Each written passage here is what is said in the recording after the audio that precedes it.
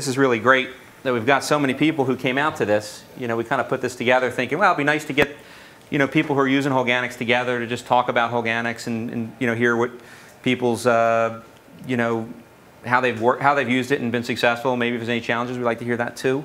Have the users kind of talk to each other, and you know, my goal here is to build a community. You know, one of our core values of our company is to build positive communities within our industry, within the green industry.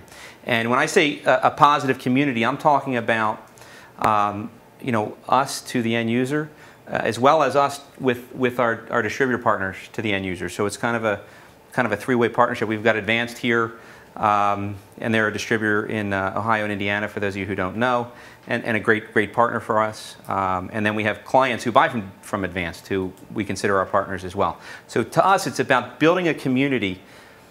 You know, if we can build a community that supports each other, then I think we can all learn a lot more and be more successful. That's one of my visions. And so this is the first step towards that, towards building that community. So thank you so much for coming out to this. I'm really grateful for everybody who put the time and effort to come out here. We've got 3 rooms going on because we weren't 100% sure how many people were going to come. So it looks like we're going to be pretty full for at least 2.5 rooms. So what we're going to do is we're going to do an hour here with Nicole and I, and then you all will move to the other room, and you'll get to meet Steve, who's the scientist behind Holganix. You'll get to meet another one of our PhD research scientists in the 3rd room. You'll meet Dave in one of the rooms, and Dave's our COO, and he really understands production of lawn care. Dave is, for those of you who don't know, I've built and sold 2 lawn care companies. One we had up to something like 80 trucks on the road. Dave ran all those trucks. So Dave knows what it's like to run a lawn care business, what it's like to run trucks, what it's like to set up trucks. So you guys will get the ability to interact with Dave and Steve in one room, and then in the other room you'll get to interact with Mike Reed. And Mike's one of our sales reps, but what's interesting about Mike's been, you know, he worked for JDL for, I don't know, 18 years or something before he came to us.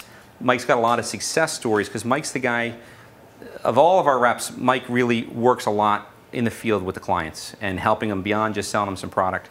And so Mike will share some success stories of what he's seen in the field, what he's seen people use to differentiate their businesses, to get more customers, to improve efficiencies. So Michael has some good success stories there. And then we have a PhD agronomist that's one of our research scientists, and he'll talk to you about how we use university studies to build our brand and to build the efficacy of our products and to ultimately expand our product lines. So there's going to be a lot of knowledge between the 3 rooms, and we're going to just rotate.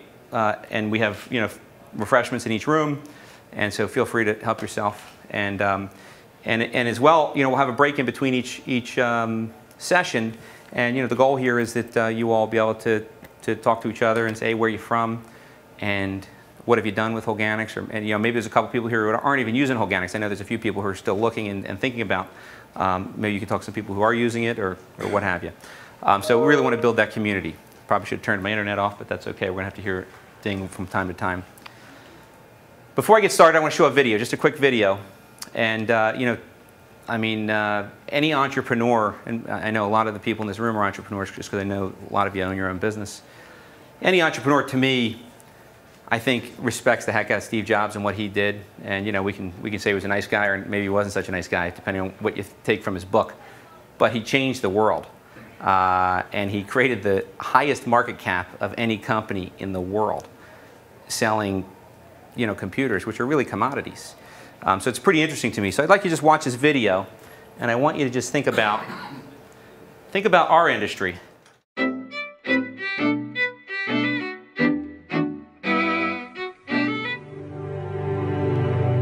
Here's to the crazy ones, the misfits, the rebels, the troublemakers, the round pegs in the square holes, the ones who see things differently. They're not fond of rules, and they have no respect for the status quo. You can quote them, disagree with them, glorify or vilify them. About the only thing you can't do is ignore them. Because they change things. They push the human race forward. While some may see them as the crazy ones, we see genius. Because the people who are crazy enough to think they can change the world are the ones who do.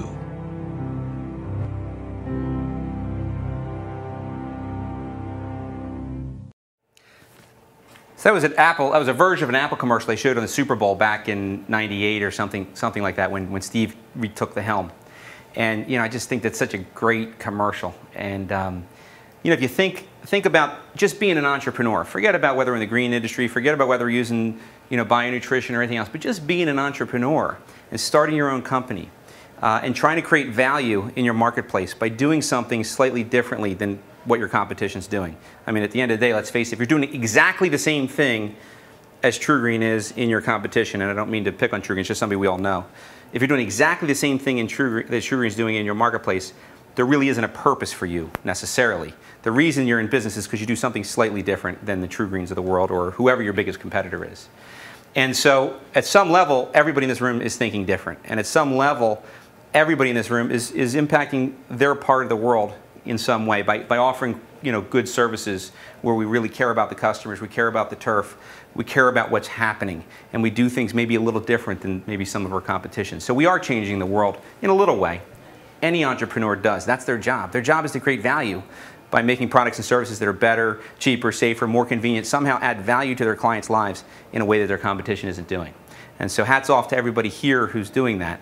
But the other reason I would show that video is the crazy ones and think different. You're going to meet Steve Lang. He's the inventor of this product. He spent 25 years of his life developing this product and started before that growing up in an area with organic farming that he had grew up on. That's a guy that spent his whole life around a single idea of building life in the soil and building an ecosystem around the plants. And if we can do that, then we get healthier plants that do better things. And I'm going to tell you, Steve was laughed at. Steve was made fun of. I mean, everything you can think of. He was the crazy one. And I was fortunate enough to run into Steve several years ago and form a partnership with him to bring this product to market in a much bigger way than he had ever done before. And so Steve is really the highlight of that crazy one. And I'd like all of us in this room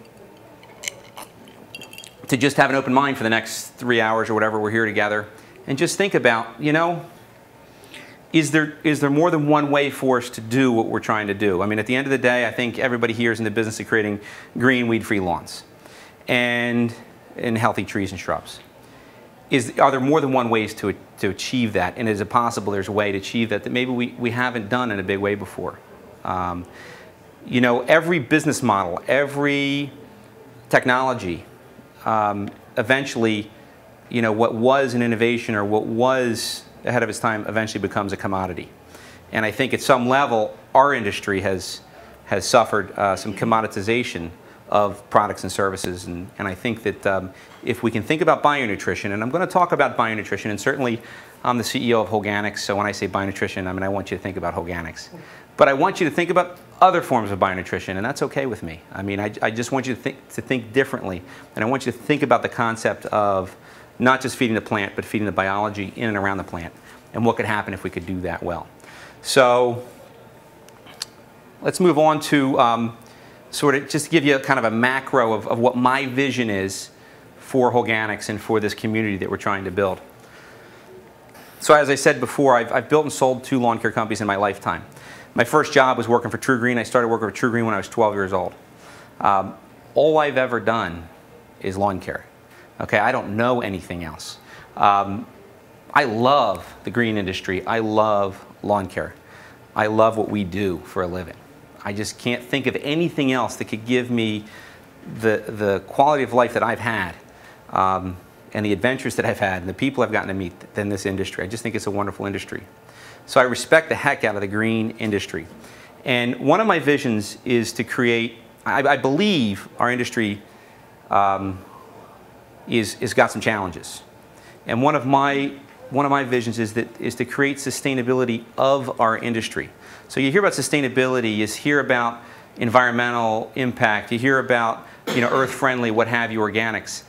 That's not necessarily the angle that I'm coming from. I'm coming from, hey, I've been in this industry, and for many years I was a traditional NPK, fertilizer, pesticide guy. So I'm not coming at this from a pure organic perspective. I'm coming at this from, hey, our industry's under pressure It's under pressure economically. It's under pressure regulatory. It's under pressure because demand is shrinking as the housing market has suffered.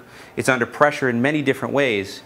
And I'm saying that if we want to keep our industry thriving and alive, then our industry at some level needs to adapt and move with the times. You know, if you look at what happened in Canada, or what's happening in Canada, where they have so many regulations that it's hard to be in business, you know, that's because the industry didn't evolve quickly enough. And we can argue that maybe the provinces moved too quickly, and it's probably what happened. But nonetheless, we can't be so naive to say that that's never going to happen here in any way. If that was the case, then New Jersey would not have passed the strictest cosmetic fertilizer laws in the United States 2 years ago, limiting the amount of nitrogen we could apply per 1,000 square feet and the timing. Is anybody here from New Jersey? So, I mean, it's happening. It's not happening everywhere, but it is happening, and I think it's something we need to at least think about and something we need to address.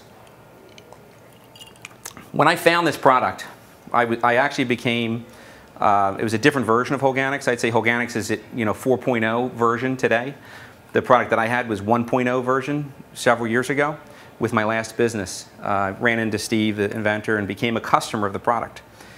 When I became a customer of this product and started using it in my lawn care company, I did it primarily for economic reasons. The fertilizer pricing had gone up 80 or 60% in like 3-4 months. We had had a fire, and we actually lost a lot of fertilizer in the fire, so we had to replace that fertilizer. So I was looking for some alternative to what I had done before. And I met Steve, knew about him before, and was intrigued enough to give his product a try. Was really blown away agronomically with what we saw in the field and how well the product worked. Was really impressed too at how our clients, really, the homeowners, really received what we were doing and heard that story. And I started thinking, wow, this is really interesting, you know. And I can't promise you that every single person who uses Holganix is going to save money, but often we do save clients money. And so I thought, man, this is very interesting. Here's a way that we can use a different technology than we've used before to potentially control our costs, to potentially have a product that's different than the other people that are listed in the phone book. You know, when I had this idea, the phone book was still relevant. And here's a way for me to use something that's different, that also would reduce our environmental footprint, give me some marketing leverage, control our costs, and give us great quality turf, which is really, if we can't produce great quality turf, nothing else matters. I thought, this is really interesting. I think what I'm going to do is build a national organic lawn care company, coast to coast. I'm going to rival what Barefoot did back in the days. And we have an old Barefoot guy here, Dave Winter. I mean, the Barefoot story is so cool. You know, they were doing, in 1980, Barefoot was doing either $1 million or $2 million, I forget which number. And by 1994, they were doing $250 million, and they were a publicly traded company. That's 14 years. It was mostly because Dave Winter was there for several of those years, right, as a manager of Philadelphia. But, I mean, think about that. That's amazing. And so I thought, man, that was always an inspiration to me. So I thought, man, I could create the next Barefoot that goes across the country. And I'm going to use this product as my differentiator. I'm going to use this product to say, hey, I'm in the marketplace and I'm doing something different. And there's a reason you should listen to me, Mrs. Homeowner, Mr. Homeowner, because what I'm going to offer you is a product that's going to give you as good a result as you've ever seen with anything else, at a cost that maybe is competitive to the national competitors, in a way that reduces our environmental footprint at some level. And this is going to be unbelievable. And that was my vision. And so I started partnering with Steve and started putting together a business plan and started to put together the structure on how this would work, and looked into franchising and looked into different kinds of joint ventures that we could do with some people. And then it occurred to me that I don't need to create a national organic lawn care company.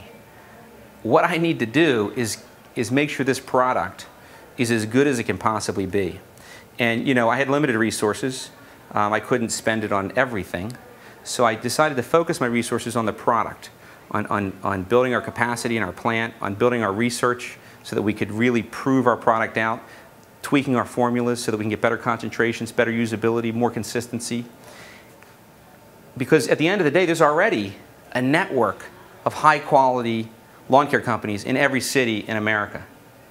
And all I have to do is partner with the right leaders in the right communities. And when I say partner, I don't mean as a true ownership equity perspective, but partner in a way that, you know, we can have a symbiotic relationship where we provide the material that can help the leaders in the communities that have lawn care companies provide the services of the, and at the end of the day, if we could connect the dots right across the country, where we could have a great service provider in every city, maybe some cities we have 2 or 3 great service providers, we could have a national organic lawn care franchise that is bigger than Barefoot. It could be bigger than True Green ChemLawn. It could truly make a difference in our industry. It could drive sustainability of our industry by leading a slightly different mentality in our industry, a different idea. And at the end of the day, let's face it, if we took the average lawn care program and we took 6 guys that were in a city, and I'm going to say guys because I'm from Philly, so when I say use guys, I mean ladies and gentlemen, right? You understand that? But in any case, if I took 6 lawn care companies and took their programs and took a few of their buzzwords out and just the technical pieces of their lawn care program, I'd have 6 programs, and let's say True Green was one of them. You would have a hard time picking out which one was the local guy, which one was True Green's, you know, because at the end of the day, there's a lot of people in the marketplace that are doing very similar things.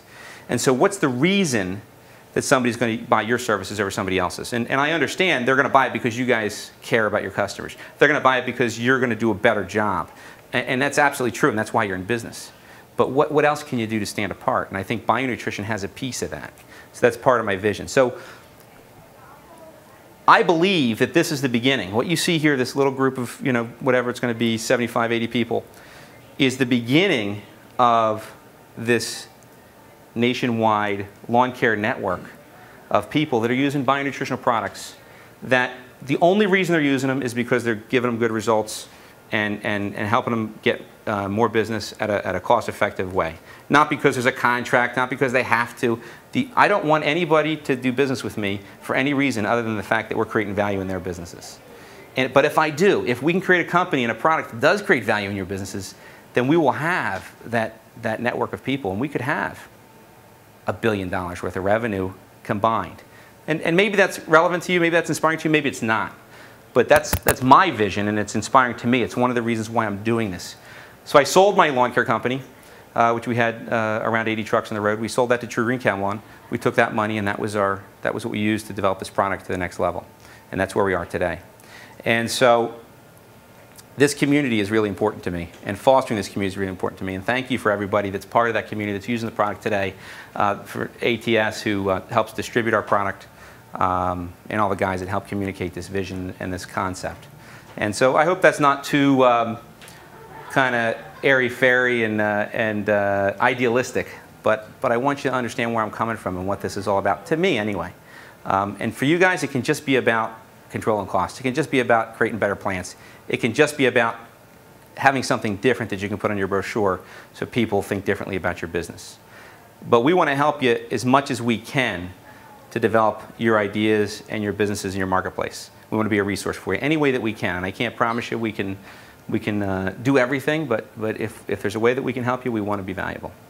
So that's kind of our vision, and that's we want to we want to grow with you guys and help you grow better plants and better businesses. So, you know, look, I'm up here today because I want to promote Holganix, and I want everybody to use Holganix and lots of it, and I want you to tell your friends about it. So, you know, I'm not going to hide from the fact that this is at some level a commercial. But I also recognize that you all have spent a lot of time and effort to be here, and I want you to walk away from this with value that you can apply to your companies tomorrow. And so that's hopefully from each session there'll be some nugget or 2 or 3 that you can take home and apply to your business. You know, if you guys have any questions while I'm talking, if you have questions afterwards, you know, be as interactive as you want to be, because we want to help you. If there's a specific area we're not addressing, talk to us about it. You'll get to meet all facets of our company here, from marketing to science to production, obviously from myself, CEO. So I want you to think about your companies for a second. And I want you to, something that I do, every year we do a strategic planning session with my company, and I've done this back to my first 2 companies. Every year we do a day-and-a-half offsite where we talk about what's going to happen next year and what are the key initiatives, how are we going to take advantage of what's ahead of us, how are we going to avoid the pitfalls. You know, what's our strategy for the next 12 months? We do that every single year, and I think that's so important. And it's hard to do that in our industry because it's like there's always something to do, right? And it's just, we often don't stop to work on the business because we're so focused on working in it sometimes. And so I'd like you to think about that concept of taking some period of time. If you can't take a day and a half, maybe you take half a day. Maybe this is your time. If you're here with your key executive people, your partner, maybe this is the time where you can think about your business in a different way over the next 2.5 days if you're here for that long for GIE. But take some time to really think about your business. I always start my strategic planning with a SWOT analysis. Does anybody familiar with SWOT analysis? Anybody done it before with their companies in the past? So SWOT stands for strengths, weaknesses, opportunities, and threats. So you think about your company and you say, what are the strengths of my company? What are the strengths of my firm? What do we do in our marketplace better than anybody else? Okay, if I'm Rick Rittenauer, maybe one of my strengths is that the business has been there under the same family ownership since 1963, 67, something like that. And here we've got Generation 3 going to take it over. So that's a strength that is unique to custom that nobody else in the Pittsburgh Metro has that strength that I know about anyway, that has a company of your caliber that does what you do. That's a strength of Rick's. If I'm Don, maybe my strength is, and I don't know your companies all that well, so I'm not going to nail this, but if I'm Don, maybe my strength is the fact that, hey, I've been in this industry at all levels of the industry. I've drug hose, I've run branches, I've worked for large companies, I've run divisions, and I've gone full circle. And now I'm here to run a quality organization that really cares about what they do, and we're not trying to cut corners, and we're not trying to blow smoke, and we're not trying to do all the things that I saw happen. It's maybe some of these other organizations I worked for. Not saying it happened. Okay, and I only had dinner with you once. Point is, what's your strengths? Think about what the strengths are of your company, because you want to really capitalize on those strengths. You want to talk in your brochures and your marketing and your people. They should really be aware of this, because that's what makes you different than True Green. And again, I'm not picking on True Green specifically, just somebody we all know. But that's what makes you different. So what are your weaknesses? So I want you to think about, what are the weaknesses of your business? What are the things that maybe are holding you back from being as successful as you can possibly be? It's like that thing, boy, if I didn't have that, or if I could just gain that, I could grow this business 2 or 3 times. So maybe for Don, and Don, I'm not picking on you, I just know a little bit about your business, and again, I could be wrong here. Maybe for Don, a weakness might be, Don's on quite a few of the lawns. It's a strength because he really cares about what he does, but how are you going to 3x your business? And maybe you don't want to. But maybe that's a weakness is that you are so involved in every lawn, you and your partner. Maybe that's pure strength, and maybe that's by design. But maybe that's a weakness. I don't know. What do you can you think of a weakness? I'm not. You're not on too many lawns anymore? Okay, I didn't know that. So don't know that much about your business. Point is, what are the weaknesses of your business?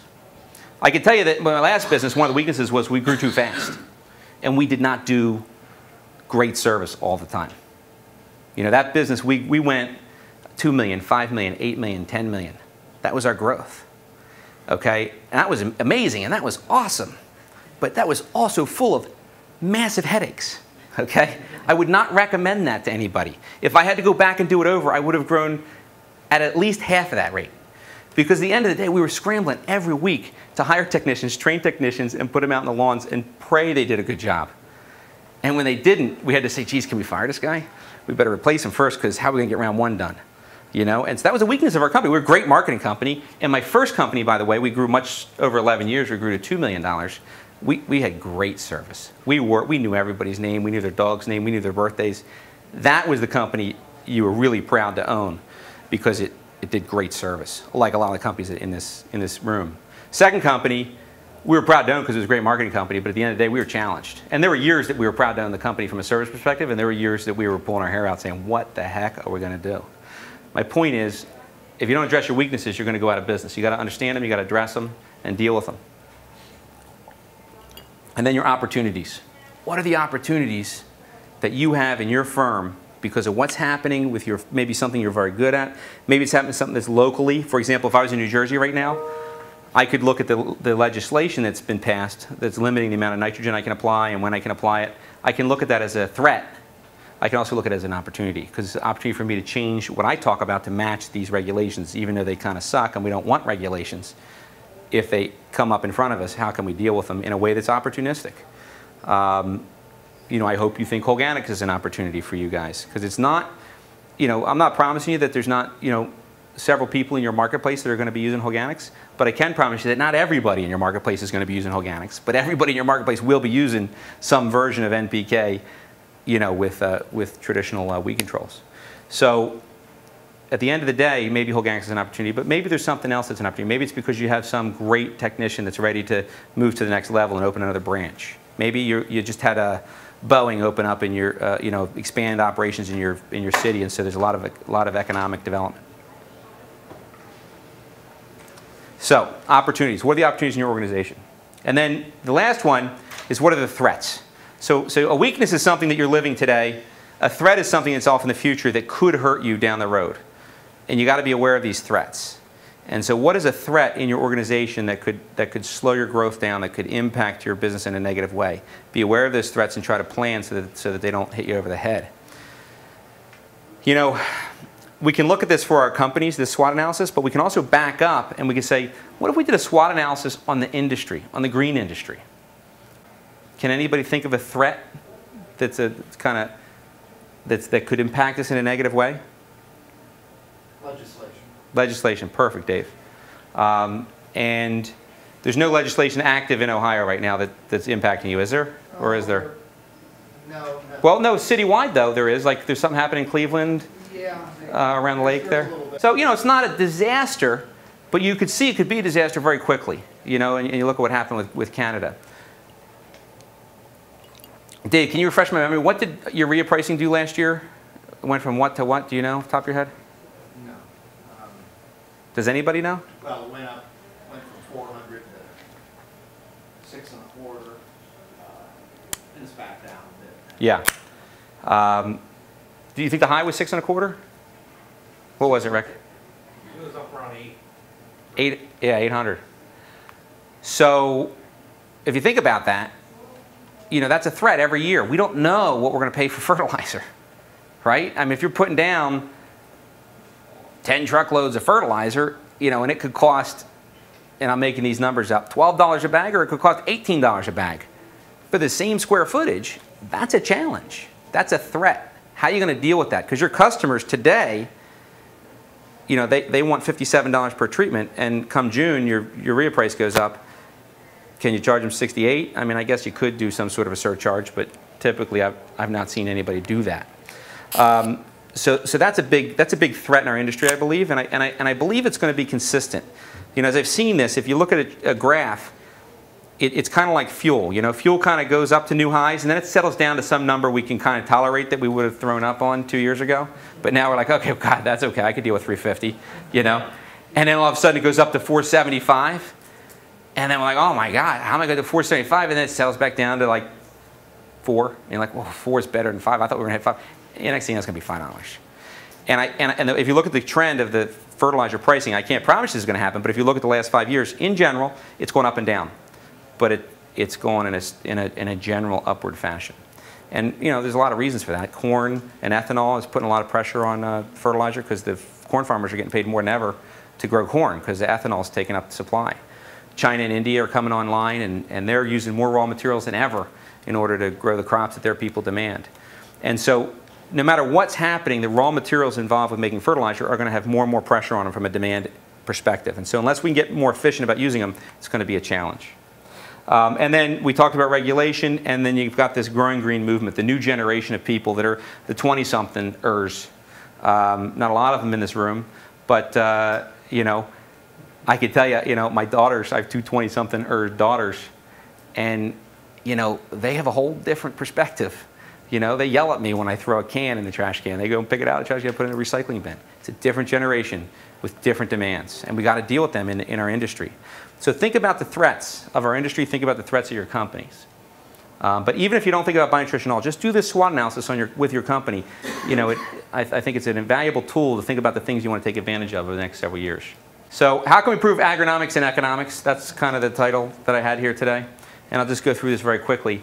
But I want you, today, what I'm trying to do here is just ask questions. And I want you to ask questions to yourself and ponder these questions.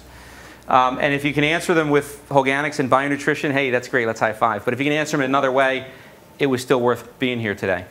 How can I increase efficiency from my labor? At the end of the day, I'm looking at price lists of lawn care, and you're paying, a lot of people are charging about the same amount of money per application as they were 10 years ago. Price list that I had from 10 years ago. I mean, $60 for 10,000 square feet is what I was charging 10 years ago. I was sitting next to a guy in the plane today. He's charging $60 for 10,000 square feet. I think a lot of you are the same. So at the end of the day, how are we going to deal with that? Because our costs are going up. So we have to control our major costs of labor, chemical and fertilizer, and then a lot of us spend a lot of money on marketing. How do we get a better ROI on marketing? I believe if you can handle these three things, it's everything in your business. It tells you the difference whether you're going to make money or not if you can control these three things. So ask yourself, how can I increase efficiency for my labor, increase my efficiency, control costs of fertilizer and chemical costs even though they're going up, and how can I improve my ROI on my marketing? I've got some very unique ways to do these. I'd like to have conversations with you guys about how to do that. But I think that I need to yield to Nicole here. I think you have a few minutes. Yeah? Yeah. Okay. So if you think about your labor, you're probably paying more today than you were 10 years ago for your techs, I'm imagining. Although Rick, I'm not sure, your boys, he's probably a pretty good value compared to your brother. So, but at the end of the day, how do we increase efficiency from our labor? The best way that I knew to do it when I ran my business, and this isn't rocket science, this is simple stuff, but it's stuff we don't think about all that often, at least not enough, I don't think, is density. You can do 3 lawns about as quick as you can do 1 lawn if they're all right next to each other. If you can add a neighbor of an existing customer, it's all gross profit. You should go crazy to add neighbors of existing customers. You should go out of your way and out of your mind to think about how do I grow neighbors of existing customers. And that brings me down to ROI on marketing. So think about marketing costs. Everybody always says, if you talk to guys who do a lot of marketing in lawn care, everybody says, hey, what's my cost per sale? And if you go to a Real Green Marketing Symposium, I just went to it a couple months ago, they were all talking about cost per sale, and there was like $100, $120 cost per sale. And that's very relevant. You need to understand cost per sale. And how do you figure out cost per sale? Add up all your marketing dollars and divide it by the number of sales you got, and that's your cost per sale. But there's another piece of that. Cost per sale is not the whole piece of the puzzle. Because if you get a very low cost per sale with a customer that's 10 miles away from another customer, it's a low profit customer. So even if you had an $80 cost per sale, but it wasn't a neighbor or an existing customer, it may not be worth it. I'd rather spend $275 to get the neighbor of an existing customer than I would spend $100 to get a customer 10 miles away from an existing customer. Because it's not just cost per sale, but it's profitability per client. Who's your most profitable client? And if you think about that, you think about who are my most profitable clients, where do they live, where they congregate, and spend all my marketing dollars to get those kinds of customers, because that's where you're going to get your profitability. It's all gross profit, not all, that's very simple to say that, but it's largely gross profit when you add neighbors of existing customers. And so fall over yourself to get neighbors of existing customers, and at the same time, if you've got customers that are not likely to get neighbors of existing customers, do a good job. But service those primo customers first. We call that our Golden Street strategy. Maybe you've heard me talk about it. Where in our old business, what we did is we couldn't get to everybody because, as I said, we were growing too fast. We didn't have enough techs. So who do we get to first? Who gets round 1 when we can't get everybody? Right? Who gets round 1 before May 17th, right? In Philadelphia, we should be done way before that. And so what we did is we labeled our customers A, B, C, and X. And our A's were our Golden Street customers. They were developments that had maybe 80 homes in them that 90% of the people had lawn care from somebody. Might as well be me. And so we labeled our customers that were in A neighborhoods. Even if we only had 1 customer in an A neighborhood, we knew that was an A customer, Golden Street. Our B's were customers that maybe only half the people got lawn care. C's were people that lived like on the side of the highway. Good customer, good lawn, but hard to get to. And X was one of those lawns where you're like, what the hell am I doing here? Right? It's in a trailer, it's on the side of a hill you can't even service. You almost kill yourself by trying to back the truck out of the driveway. You know what I'm talking about. So what we did is we took our A's, we reduced our costs. We actually reduced our pricing on our A's. Our B's, we had a slight price increase. C's, we had a bigger price increase. X's, we had a massive price increase.